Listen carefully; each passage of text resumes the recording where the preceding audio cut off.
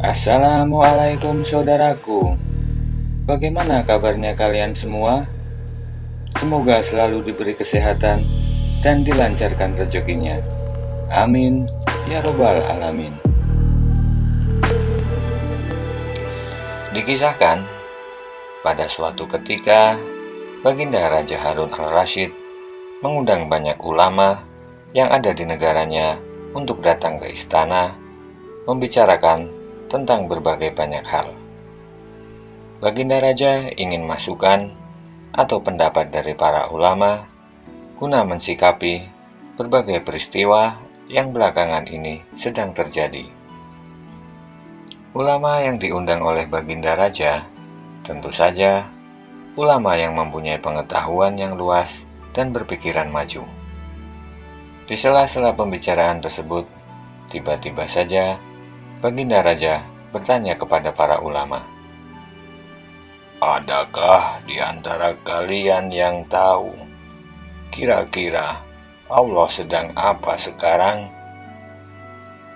Mendengar pertanyaan yang tak biasa tersebut, ruangan mendadak sunyi senyap.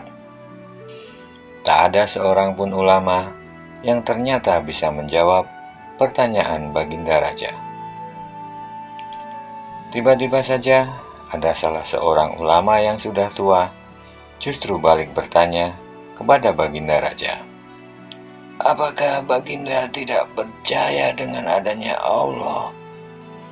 "Saya sangat percaya dengan adanya Allah yang maha segala-galanya," jawab Baginda Raja. "Tapi yang saya tanyakan adalah, sedang apakah Allah sekarang?" Para ulama pun kembali terdiam. Mereka hanya bisa saling berpandangan dengan raut muka penuh tanya. "Tidak elok rasanya Baginda bertanya seperti itu. Jangan samakan zat Allah dengan manusia," jawab salah seorang ulama yang hadir.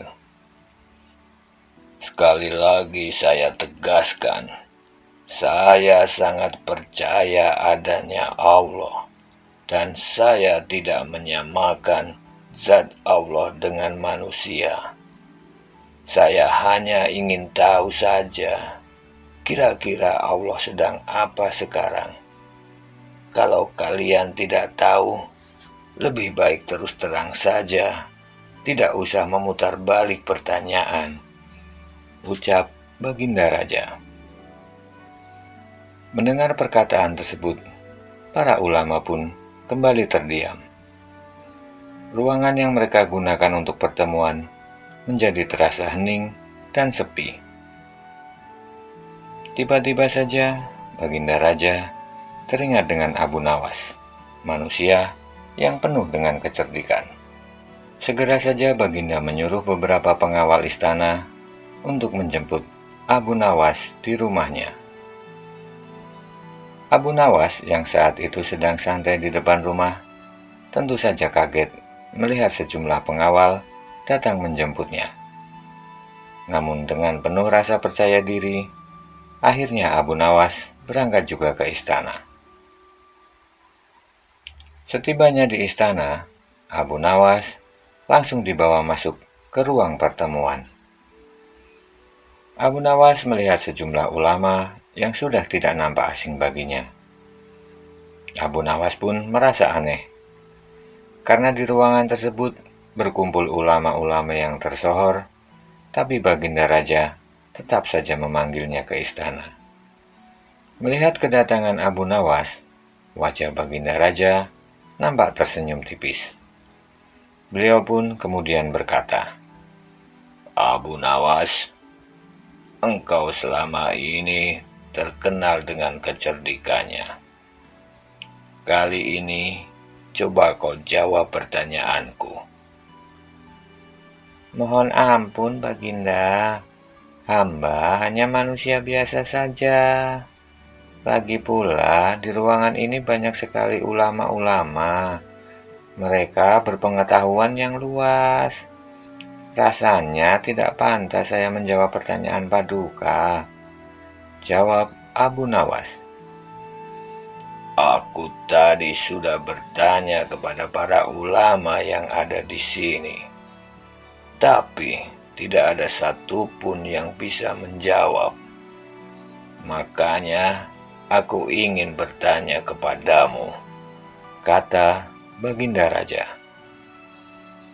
Baiklah Paduka yang mulia, hamba akan mencoba menjawab semampu hamba, kata Abu Nawas.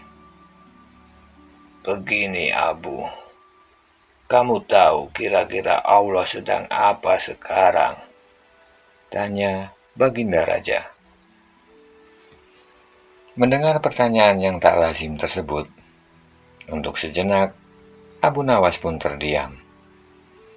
Terlihat raut muka Abu Nawas nampak serius mencari jawaban. Setelah beberapa saat lamanya, Abu Nawas pun kemudian berkata, Insya Allah saya tahu Baginda, tapi sebelum saya menjawab pertanyaan tersebut, saya mempunyai satu syarat yang harus dipenuhi oleh Baginda sendiri. Apakah syarat itu, Abu? Katakanlah. Untuk menjawab pertanyaan Baginda, saya harus duduk di singgasana yang sekarang Baginda duduki, jawab Abu Nawas. Mendengar perkataan Abu Nawas, Baginda Raja nampak terkejut. Begitu juga para ulama yang ada di ruangan tersebut. Mereka nampak tidak percaya dengan apa yang telah dikatakan oleh Abu Nawas. Didorong oleh rasa penasaran yang begitu tinggi, akhirnya Baginda Raja menyetujui syarat yang diajukan oleh Abu Nawas. Baginda Raja kemudian bangkit dari singgasananya. Abu Nawas pun kemudian duduk di singgasana kerajaan yang telah kosong. Setelah duduk di singgasana, Abu Nawas pun kemudian berkata dengan lantang, Jika Baginda ingin tahu sedang apa Allah sekarang, maka saksikanlah bahwa Allah sekarang sedang mengangkat Abu Nawas menjadi raja, dan Harun al-Rasyid kini menjadi rakyat biasa. Mendengar ucapan Abu Nawas, sontak Baginda Raja tertawa terpingkal-pingkal. Para ulama yang hadir pun ikut tertawa karena tidak menyangka jawaban Abu Nawas akan seperti itu. Perkataan Abu Nawas pada dasarnya mempunyai makna yang sangat dalam. Segala sesuatu bisa terjadi karena kehendak Allah. Baginda Raja kemudian berkata kepada Abu Nawas, Kau memang pintar dan cerdik, Abu.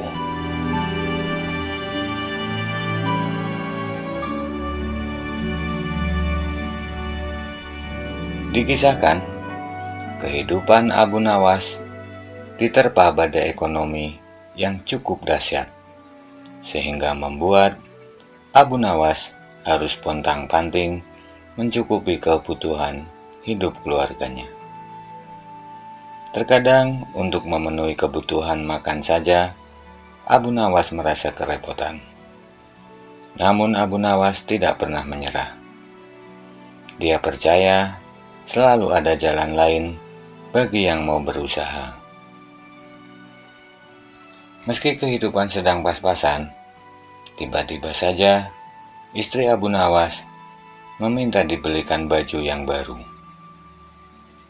Sebagai seorang suami, tentu saja Abu Nawas ingin sekali memberikan yang terbaik untuk istrinya. Namun karena kondisi yang tidak memungkinkan, Abu Nawas kali ini hanya bisa berjanji.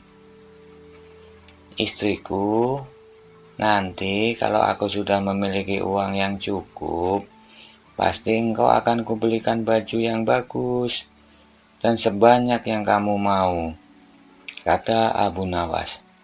Kapan? Setiap hari kamu hanya bisa berjanji saja, kata istri Abu Nawas ketus. Abu Nawas yang merasa tidak mampu memenuhi keinginan istrinya kali ini hanya bisa diam dan menghela nafas. Dia kemudian memilih keluar rumah sambil memandangi bintang di langit. Malam pun semakin tua, beranjak ke ujung hari. Di ujung sepi, tak lupa Abu Nawas selalu berdoa memohon kepada Yang Maha Kuasa agar kehidupannya mulai membaik. Esok paginya, Abu Nawas seperti biasa kembali ke luar rumah untuk mengais rezeki. Namun kali ini, Abu Nawas tidak mempunyai tujuan yang pasti hendak kemana. "Istriku, aku berangkat dulu. Doakan agar nanti sore aku membawa uang yang banyak, agar dapat memenuhi keinginanmu," kata Abu Nawas kepada istrinya. "Pokoknya nanti sore harus sudah ada uang ya," jawab istrinya. Hari itu, istri Abu Nawas berencana membuat masakan kesukaan suaminya, yaitu bubur gandum. Dia ingin merayu suaminya agar mau membelikan baju sesuai keinginannya. Siang hari itu, tidak seperti biasanya, tiba-tiba saja Abu Nawas sudah kembali ke rumah. Dia rupanya merasa lelah dan ingin beristirahat. "Maaf istriku, aku tidak membawa uang. Badanku capek dan ingin beristirahat," kata Abu Nawas. "Ya sudah, beristirahatlah. Nanti akan kubikinkan bubur kesukaanmu," ucap istri Abu Nawas. Abu Nawas pun kemudian segera tidur. Sementara itu, istrinya merasa kesal, kemudian membuat rencana untuk mengerjai suaminya. Dia akan membuat bubur yang tidak enak dan sangat pedas. Sore harinya, setelah Abu Nawas bangun, istrinya kemudian segera membuat teh hangat, dan bubur yang sedari tadi sudah disiapkan pun segera dihidangkan di atas meja. Abu Nawas yang baru saja bangun merasa sangat senang melihat istrinya bersikap demikian. "Terima kasih istriku, engkau memang sangat baik. Maafkan, aku yang belum bisa membelikan baju untukmu," kata Abu Nawas sambil mencicipi teh bikinan istrinya. "Baiklah, yang penting kamu harus terus berusaha mencari rezeki. Jangan pernah putus asa," kata istri Abu Nawas. "Sekarang makanlah dulu bubur kesukaanmu." Istri Abu Nawas sudah membayangkan kalau suaminya tentu akan merasa kepedasan dan tersedak ketika makan bubur tersebut. Dia terus mengamati ketika Abu Nawas mulai memasukkan bubur tersebut ke mulutnya. Sendok demi sendok, bubur tersebut masuk ke mulut Abu Nawas. Namun, tidak ada reaksi seperti yang diharapkan oleh istri Abu Nawas. Dia pun merasa keheranan. "Bubur yang kamu bikin memang selalu terasa enak istriku. Makanya aku selalu ingin dibikinkan bubur," kata Abu Nawas sambil terus memakan bubur dengan lahapnya. Istri Abu Nawas pun semakin takjub dan keheranan, karena ekspresi Abu Nawas tidak seperti yang dia harapkan. Dia pun kemudian penasaran dan ingin ikut mencicipi bubur tersebut. "Ayo istriku, kita makan bersama-sama," kata Abu Nawas. Istri Abu Nawas pun segera mengambil bubur dan mulai memakannya. Namun baru 1 sendok bubur tersebut masuk ke mulutnya, dia segera memuntahkannya kembali. Ternyata bubur tersebut memang sangat pedas dan tidak enak. Abu Nawas yang melihat hal itu pun tertawa terbahak-bahak. Dia kemudian juga mengeluarkan bubur yang masih ada di mulutnya.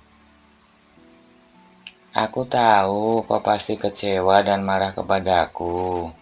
Namun, aku tetap ingin membahagiakanmu dengan cara memakan bubur masakanmu, meskipun itu sangat pedas dan tidak enak, kata Abu Nawas.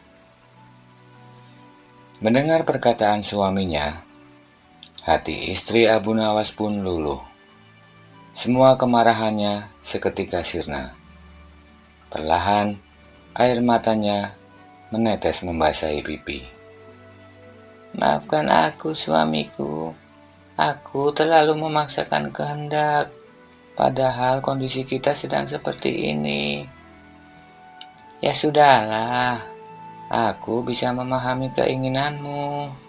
Tapi, memang untuk saat ini semua sedang terasa susah. Rezeki yang kita miliki saat ini hanya cukup untuk makan saja. Yang penting, kita jangan pernah berhenti berusaha, karena Allah pasti akan memberi yang terbaik untuk hambanya, kata Abu Nawas bijaksana. Dikisahkan, pada saat itu, banyak negara yang terserang oleh penyakit ganas dan menular. Saking ganasnya penyakit tersebut, hingga banyak orang yang meninggal dunia. Banyak tabib serta para ahli yang mencoba menemukan obat untuk penyakit misterius tersebut. Namun sayangnya, tidak ada yang berhasil. Suatu hari, Baginda Raja Harun al-Rasyid memanggil Abu Nawas untuk datang ke istana. Abu Nawas yang sudah terbiasa datang ke istana pun merasa senang, karena dalam pikirannya, dia tentu akan mendapat hadiah dari Baginda Raja.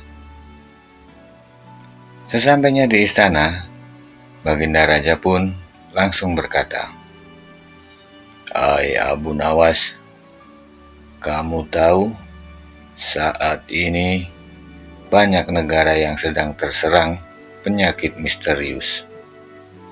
Banyak yang meninggal gara-gara penyakit tersebut."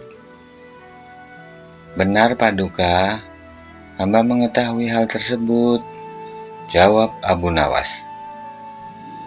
"Tadi malam aku bermimpi sangat aneh.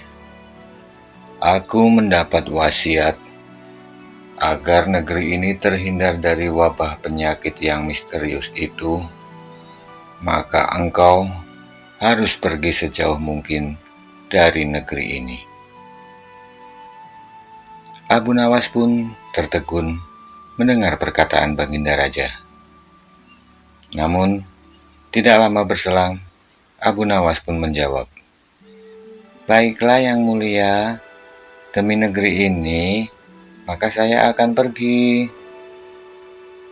"Sebentar Abu Nawas, dalam mimpiku juga disebutkan, engkau bisa kembali ke negeri ini, tapi dengan syarat tidak boleh berjalan kaki ataupun menunggang keledai atau hewan tunggangan yang lainnya. Besok, pengawal akan membawamu pergi sejauh mungkin," kata Baginda Raja. Sesampainya di rumah, Abu Nawas pun tak habis pikir, mengapa hal ini bisa terjadi. Baginya, perintah Baginda Raja sangatlah aneh dan tidak masuk akal. Namun demi negerinya, Abu Nawas pun harus rela berpisah dengan istri dan meninggalkan semuanya. Esok paginya, Abu Nawas pun terlihat sudah mempersiapkan segalanya. Dia membawa perbekalan makanan serta beberapa helai baju. "Istriku, aku terpaksa pergi dan mungkin tidak akan kembali lagi. Kalaupun aku bisa pulang, mungkin dalam jangka waktu yang sangat lama," kata Abu Nawas kepada istrinya. Mendengar perkataan suaminya, tangis istri Abu Nawas pun pecah. Dia tidak bisa membendung emosinya. Namun mau tidak mau, mereka harus berpisah karena Abu Nawas harus pergi. Tak lama setelah itu, pengawal kerajaan pun datang menjemput Abu Nawas. Kepergian Abu Nawas tentu saja menyisakan kepedihan yang mendalam bagi istri dan keluarganya. Mereka semua bahkan mengantar Abu Nawas hingga ke tepi desa. Abu Nawas yang menunggangi keledai kesayangannya diantar oleh pengawal kerajaan menuju gurun pasir yang sangat jauh dari rumahnya. Setelah dirasa cukup jauh, para pengawal kerajaan pun kemudian pulang kembali ke istana. Kini tinggallah Abu Nawas di tengah gurun pasir yang sepi dan tidak ada kehidupan. Sejauh mata memandang, hanyalah hamparan pasir tanpa ada terlihat tanda-tanda kehidupan. Tanpa terasa, malam hari pun tiba. Abu Nawas segera mendirikan tempat untuk sekedar bertahan dari dinginnya malam dan hembusan angin yang semakin kencang. Malam hari itu, Abu Nawas tidak bisa tidur. Dia berusaha mencerna perintah Baginda Raja. Aneh sekali perintah Baginda Raja. Jangan-jangan ini hanya akal-akalan saja, pikir Abu Nawas. Lama sekali Abu Nawas berpikir. Dia berusaha mencerna kata demi kata perintah yang diucapkan oleh Baginda Raja. Tak lama berselang, Abu Nawas pun tersenyum tipis, seolah sudah menemukan jawaban dari semua teka-teki yang dihadapinya. Esok paginya, Abu Nawas segera mengemasi semua peralatan yang dibawa. Setelah selesai, dia pun kemudian melakukan perjalanan pulang kembali ke desanya. Menjelang malam, Abu Nawas sudah sampai di desanya. Kedatangannya tentu saja disambut dengan sukacita oleh istri dan tetangga yang mengetahuinya. Kabar kepulangan Abu Nawas dengan cepat beredar, hingga sampailah berita tersebut ke istana. Paduka Raja yang mendengar berita tersebut tentu saja terkejut. Dia segera memerintah pengawal kerajaan untuk menjemput paksa Abu Nawas di rumahnya. Abu Nawas yang sudah mengira akan kembali dipanggil ke istana, dengan santainya memenuhi panggilan Baginda Raja. Namun dia mengajak salah seorang tetangganya yang kebetulan waktu itu menyaksikan dirinya pulang ke rumah. Sesampainya di istana, Baginda Raja segera menanyai Abu Nawas. "Hai Abu, bukankah sudah kuperintahkan agar kau pergi dari negeri ini? Kenapa kamu berani membantah perintahku?" "Ampun yang mulia, hamba tidak menentang perintah Paduka. Hamba memang sudah pergi beberapa hari yang lalu. Bahkan hamba ditinggal sendiri di padang pasir yang sepi," jawab Abu Nawas. "Lalu, kenapa kau kembali? Apa kau tidak kasihan dengan orang-orang jika mereka terkena penyakit misterius yang belakangan ini sedang terjadi?" kata Baginda Raja. "Mohon ampun Baginda, hamba bukannya tidak menyayangi negeri dan masyarakat ini. Tetapi, izinkan hamba berbakti kepada negara dengan mencari obat di negara sendiri. Tidak perlu pergi jauh-jauh," jawab Abu Nawas. "Bukankah Paduka sendiri dulu mengatakan, kalau saya boleh pulang, asal tidak berjalan kaki atau menunggangi hewan tunggangan?" lanjut Abu Nawas. "Betul. Aku memang mengatakan demikian. Lalu bagaimana kau bisa pulang? Padahal padang pasir itu sangat jauh jaraknya." Hamba pulang dengan cara bergelantungan di perut keledai, Paduka, jawab Abu Nawas. Betulkah ucapanmu itu, hai Abu Nawas? Kamu tahu hukumannya kan jika berbohong, kata Baginda Raja. Betul, Paduka, ini saksinya. Tetangga saya yang menyaksikan sendiri saya pulang dengan cara bergelantungan di perut keledai, kata Abu Nawas. Betul, Paduka, Abu Nawas tidak berbohong. Saya saksinya, saya melihat sendiri, kata tetangga Abu Nawas. Baginda Raja pun kemudian memberikan hadiah kepada Abu Nawas karena telah berhasil melewati ujian yang dilewatinya. Baginda juga kemudian memberikan tugas kepada Abu Nawas untuk mencari obat bagi penyakit misterius yang saat ini sedang banyak terjadi.